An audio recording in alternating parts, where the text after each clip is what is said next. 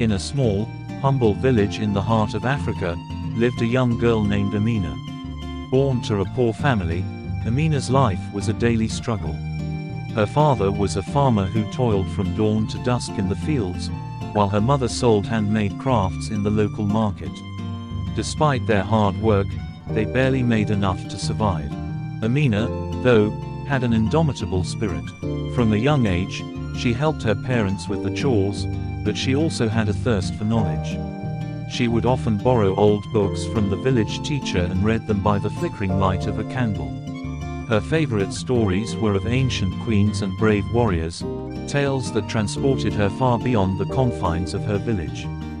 As Amina grew older, her reputation for hard work and kindness spread throughout the village. She was known for her intelligence and her willingness to help others. She taught the younger children to read and write, using the knowledge she had painstakingly acquired. Her dream was to see her village prosper, and she worked tirelessly toward that goal. One day, a group of travelers arrived in the village. They were from the distant city of Zahara, a place of great wealth and learning. Among them was a wise and elderly advisor to the king. He had been sent to the villagers to find someone who embodied the virtues of wisdom, courage, and compassion, qualities that the king valued above all else. The advisor noticed Amina's efforts and was deeply impressed by her dedication and the respect she commanded among the villagers. He decided to test her wisdom. He presented her with a series of challenges, each one more difficult than the last.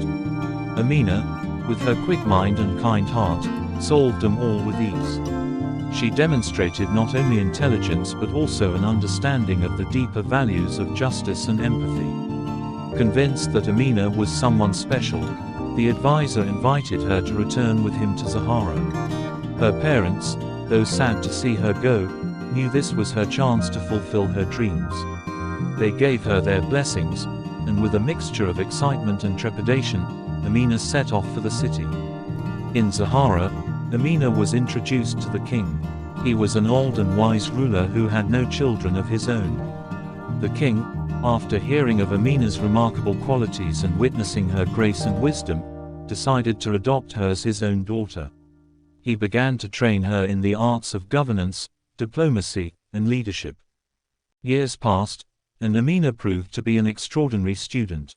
She learned quickly and applied her knowledge with great wisdom. The people of Zahara grew to love her for her fair and just rule when she assisted the king. When the king eventually passed away, the entire kingdom mourned his loss. However, they found solace in knowing that Amina, the humble girl from the village, was to become their queen. Queen Amina ruled with compassion and wisdom, always remembering her roots and the values her parents had instilled in her. She initiated numerous reforms to improve the lives of her people, particularly focusing on education and agriculture. Her reign brought prosperity to Zahara and its surrounding villages. Queen Amina never forgot her home. She often visited her village, bringing with her knowledge, resources, and opportunities that helped transform it. Under her guidance, the once poor and struggling village blossomed into a thriving community. Ansa, the humble girl from a poor village, became a queen, loved and revered by her people, a shining example of what can be achieved through hard work, kindness, and an unyielding spirit.